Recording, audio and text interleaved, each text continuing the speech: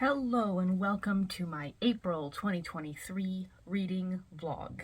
So far we are a few days into the month and I'm only listening to one book at the moment. I am listening to Greywaren by Maggie Stiefvater, which is the third book in the Dreamer trilogy, and I am not having a good time listening. First of all, this is my first time listening to this series, both the Raven Cycle and the Dreamer trilogy, on audiobook.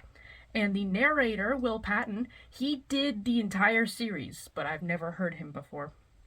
He does kind of almost a very, very weak Trump impression sometimes, especially during Ronan's point of view, where he's talking through, like, pursed lips.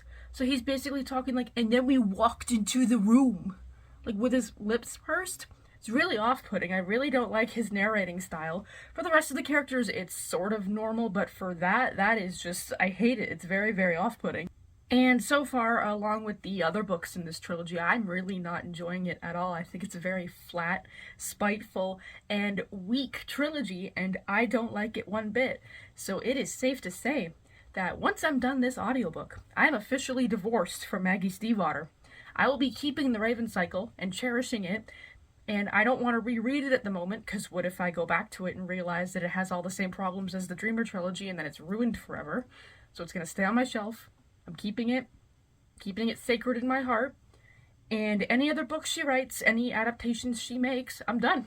We're done with her. We're just done with Maggie, because how spiteful can you be to change your entire trilogy based on some fans of Adam and Ronan?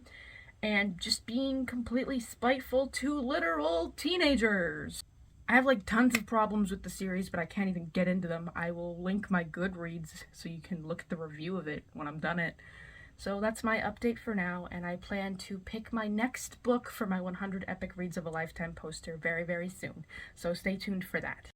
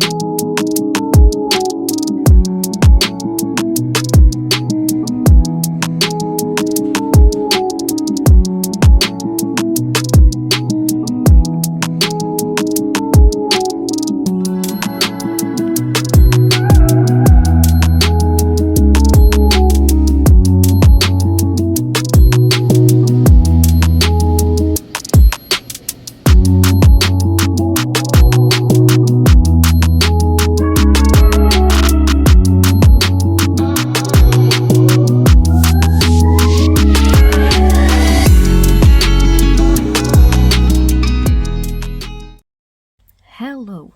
So it's been a few days. I haven't really been updating about what I've been reading, so let me do that now. So I finished Animal Farm. I will talk about that more in my vlog that's already been posted. And Greywaren by Maggie Stiefvater, I am giving 1 star. I should talk about that in greater detail the more I think about it, but Jesus, what a stale way to end this very boring and very useless trilogy. So in the days since I last updated you, I have finished 1 book and I am currently reading 2 books. So the first book that I read and finished is A Lesson in Thorns by Simone, which is a book that an obscure book that I heard about from a mutual online, and it was essentially a poly relationship between 6 people, and it's just smut heavy, and there's also some underlying mystery about the main character trying to find her mom, but that wasn't really interesting, nor was it explored in this first book. The book has a weird idea about sex, weird ideas about virginity, but it seems to have a good grasp on consent, on dominant and submissive relationships, on BDSM, on being polyamorous, and the control in those relationships. So it's very middling to me, so I think I'm going to give that one 2 or 3 stars. Just not my favorite thing I've ever read, and none of the characters were compelling, so I don't really want to continue the series. And so the books that I am reading now, I am listening to the audiobook of The Lights of Prague by Nicole Jarvis. It is a debut novel. It was only released a few years ago. It is set in Prague, obviously, and it is about this group of vampire hunters, and the main character is a member of that vampire hunting group, and it is also dual perspective with a vampire woman, and they get connected in romantic ways, and they're also trying to figure out why the city is suddenly gaining a lot of magical influence, that being spirits and will-o'-the-wisps, and the main character actually has a will-o'-the-wisp in a jar, and it's a whole thing. It's a very, very interesting story. I'm really liking the audiobook because for the character of the will-o'-the-wisp, they add this effect that's kind of a backwards echo, so the echo begins before the character speaks. It's very, very interesting. I don't know if I explained that properly, but I really love that little effect that they've put to really prove that it is a magical influence.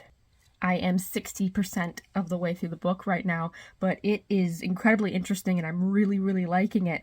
Can't help but compare it to The Quick by Lauren Owen just because it has similar vibes to me, but I so far am preferring this one to The Quick. And the other book I am currently reading is The Daughters of Sparta by Claire Heywood. It's just another retelling of the Trojan War of Greek myth, and the dual perspective is of Helen and her sister Clytemnestra.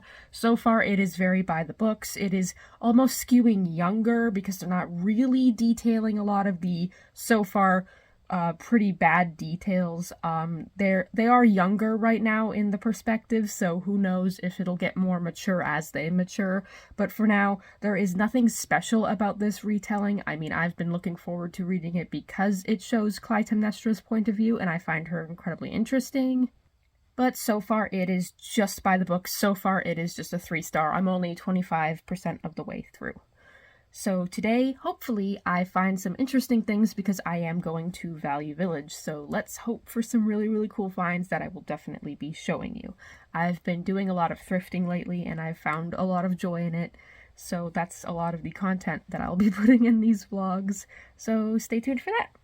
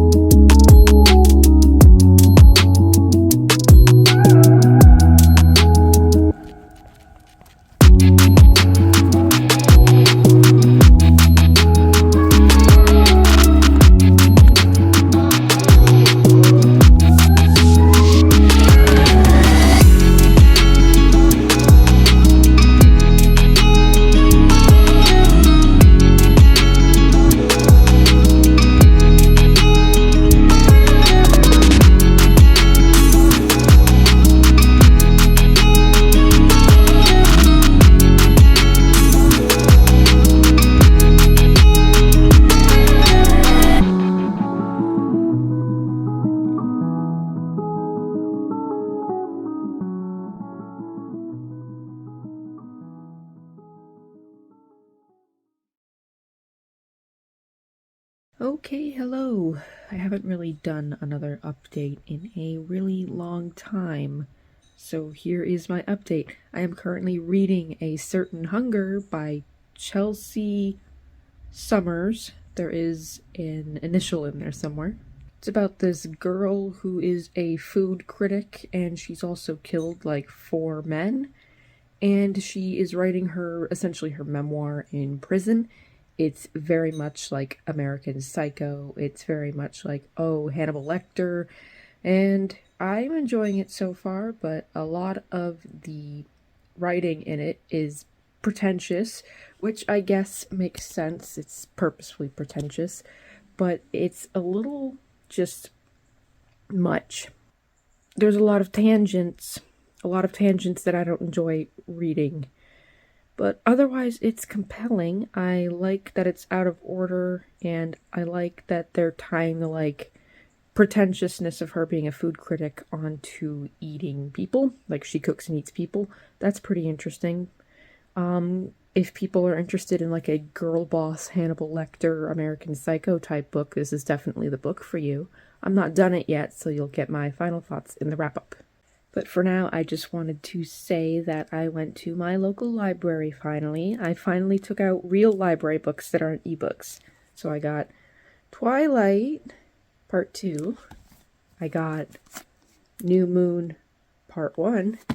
And even though I just finished The Women of Sparta, I got the author's next book, The Shadow of Perseus, which is the same vibes, except obviously based on the women in Perseus's life, that being Medusa, Danae, and Andromeda, I think that's her name.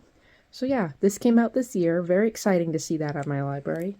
So those will probably be read in May, unless I take The Shadow of Perseus to work tomorrow. So that's it for now. Oh, but enjoy this footage of something that I got at the thrift store. Not Value Village. I went to a different one.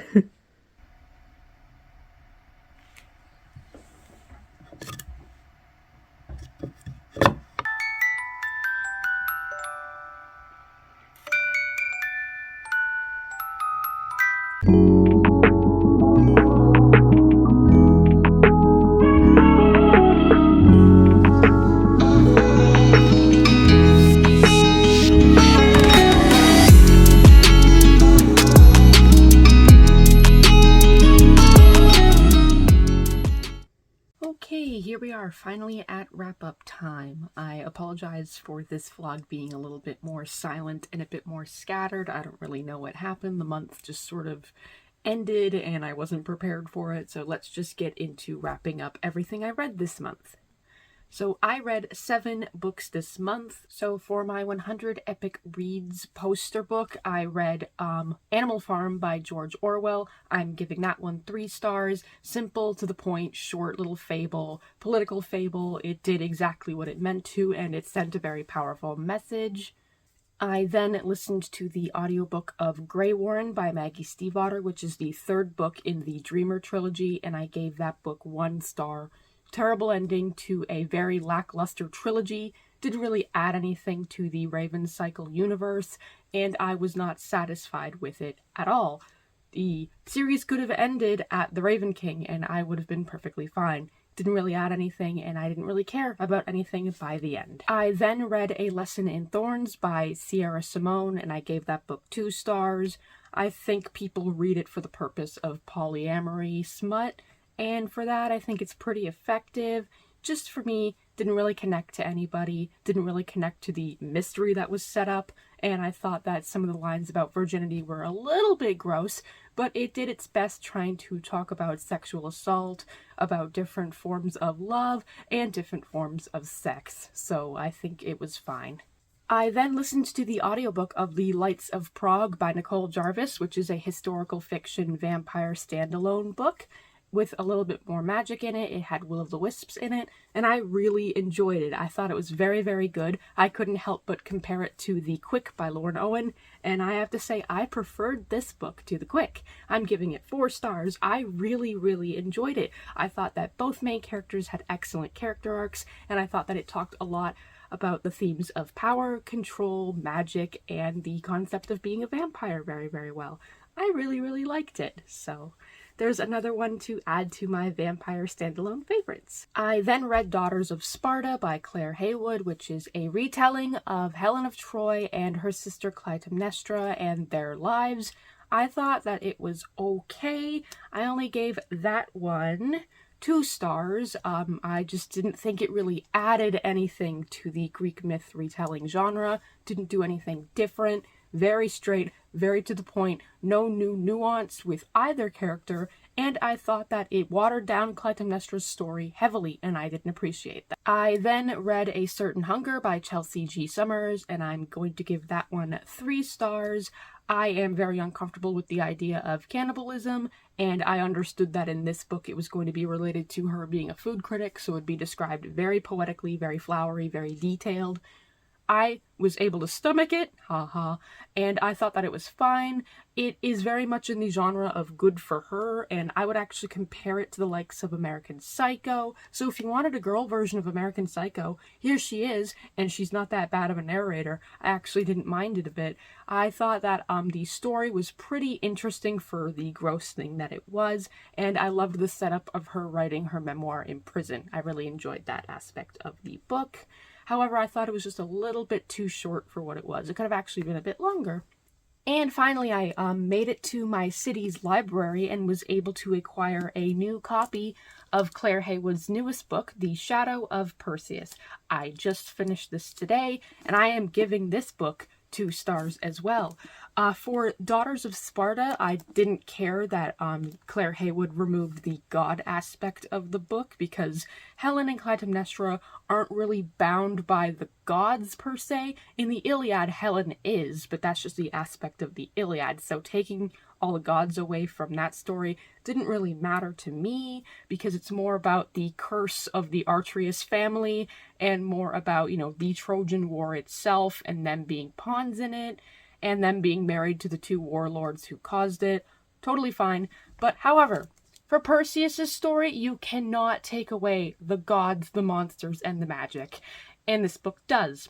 They turn Medusa into just some foreign queen who gets her head cut off. They turn Perseus' birth of being born from Zeus's golden shower of light over his mother into a little teenage boy crawling into a hole in her jail cell. How is that more improbable than a god literally showering light down on her and getting her pregnant? How is that less believable? I was so mad at this book. Why take out the monstrosity of the Gorgons? Why take out the magical influences that cause Perseus to do all of these things? It just turns into a Greek historical fiction with no myth in it at all. Who wants that in their Greek myth? This was just... I hated this. This was really, really bad. The way that it talked about the toxic masculinity of Perseus and the hero idea in general being blamed on his mother, being blamed on the women in his life, that is just ridiculous. That is just completely ridiculous. And don't read this book unless you want bland characters that have nothing to do with magic. And that's it. Those were the books that I read in the month of April. I want to thank you so much for watching, and don't forget to like, comment, and subscribe, and I will see you all next time. Bye bye.